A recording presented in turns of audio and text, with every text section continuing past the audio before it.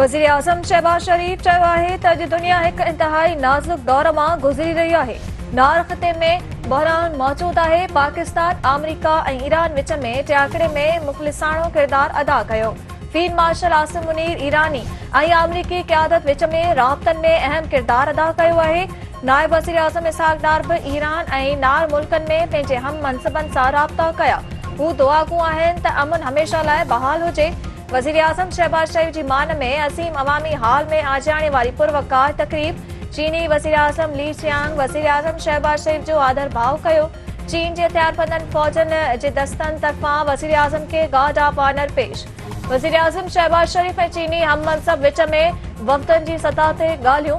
चीनी वज़ीर आज़म ली चियांग चयो आहे त पाकिस्तान वेझे राब्ते भाईचारे खे बरक़रार रखियो ऐं गॾियल मुफ़ादनि जो तहफ़ुज़ कयो आहे।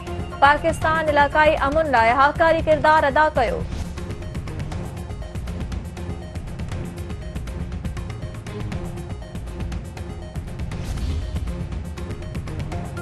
पाकिस्तान ईरानी वफ़द माणण जो फ़िलहाल प्रोग्राम न आहे। जंग जे ख़ात्मे लाइ ईरान ॻाल्हियूं करे रहियो आहे।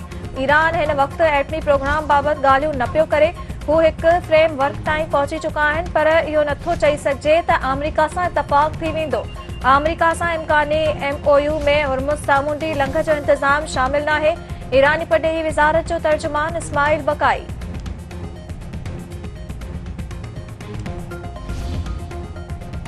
अमरीकी परॾेही वज़ीर मार्को रूबियो चयो आहे त ईरान जंग जे ख़ात्मे लाइ अॼु बि मुआहिदो थियण जो इम्कान आहे।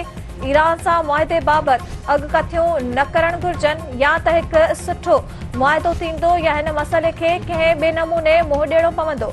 मुतबादिल क़दम ते गौर खां अॻु सिफ़ारतकारी खे कामयाब करण जो मौक़ो ॾींदासीं।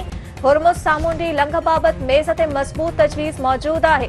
ईरान सां न्यूक्लियर मुआहिदे ते महदूद मुद्दे जी ॻाल्हियुनि जी तजवीज़ बि आहे। उमीद आहे त ईरान जे एटमी प्रोग्राम बाबति बि संदन कोशिश कामयाब थी वेंदी।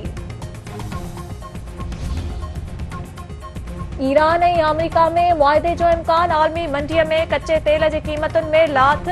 एशियाई मंडियुनि में कारोबार जी शुरूआत दौरान तेल जे अघनि में 5% खां वधीक नुमायां घटिताई।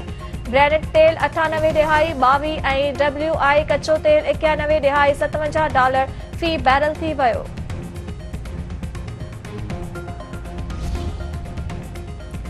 सूबाई वज़ीर ॾियाम इकरामुल्लाह धारे जी चयो आहे त अमरीका ईरान जंग सबबि मुल्की हालतूं ख़राब ऐं तेल महांगो थियो। उमीद आहे त ॿिन्ही मुल्कनि में मुआहिदो थियण खां पोइ हालतूं बहितर थींदियूं। अहिड़ो ॾींहुं न ईंदो जो कराची खे सिंध खां धार कयो वेंदो। 28वीं तरमीम बाबति फ़िलहाल अफ़वाह आहे। इंतज़ामी तौर ते का बि ॻाल्हि साम्हूं नाहे आई।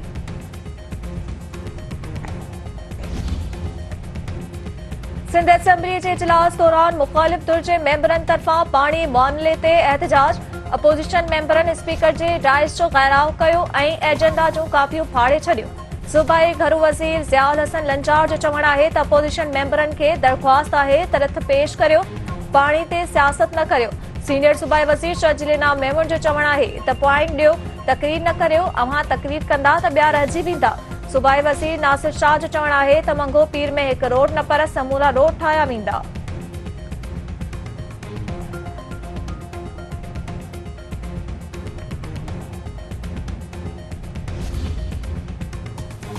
हज जी शुरूआत। सॼी दुनिया मां आयल लखें हज पांधेड़ा तंबनि जे शहर मिना पहुचण शुरू। मिना पहुचण जो अमल मंझंदि ताईं जारी रहंदो ऐं हज पांधेड़ा राति मिना में तरसंदा। हज पांधेड़ा सुभाणे हज जे रुकन आज़म वक़ूफ़ अरफ़ा लाइ मिना खां अरफ़ात रवाना थींदा।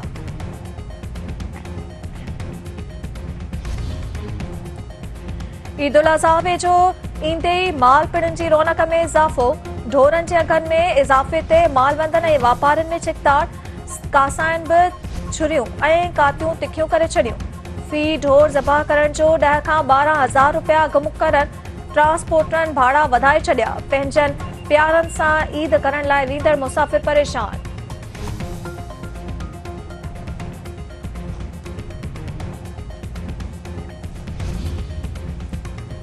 सुजावल जे टेमाणी ॻोठ में ॻोठाणो बेदर्दी सां क़तल। अणॼातल जवाबदार सावण माछी में घर अंदरि चाकू जा वार करे क़तल करे छॾियो। पुलिस शक जी बुनियाद ते औरत समेत 2 ॼणनि खे गिरफ़्तार करे वरितो। जांच जारी।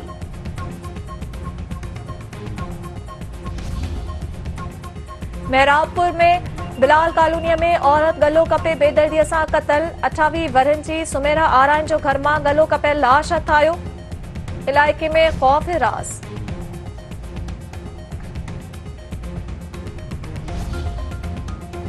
कुबे सईद खान में वधंदड़ बदमनी ऐं ॻोठाणे खां फुर वाक़े ख़िलाफ़ शहरनि तरफ़ां एहतजाजी मुज़ाहिरो ऐं धरणो। अॻवाणनि जो चवणु आहे त हथियारबंद अकबर मक्सी खां मोटरसाइकिल रोक रक़म ऐं ॿियो सामान फुर करे विया। बदमनी सबब चोरी फुर ऐं धाड़ा रोज़ जो मामूल आहिनि। पुलिस अमन अमान क़ाइम कराइण में नाकाम थी आहे।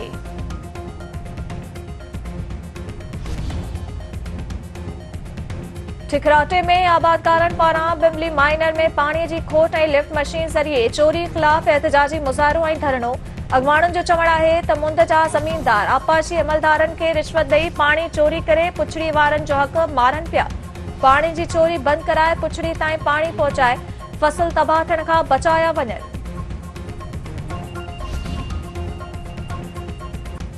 ऐं जाती जी सामूंडी पट्टीअ खे पाणी फराहम कंदड़ टिंगो माइनर जी खाटी न थियण ऐं पाणीअ जी खोट ख़िलाफ़ रहवासियुनि तरफ़ां एहतजाजी मुज़ाहिरो। अॻवाणनि जो चवणु आहे त आबादकार हारी ऐं रहवासी पंहिंजी मदद पाण तहत शाख जी सफ़ाई करण ते मजबूर आहिनि। टिंगो माइनर जी सफ़ाई कराए पुछड़ीअ ताईं पाणी पहुचाए बेचैनी ख़तम कई वञे।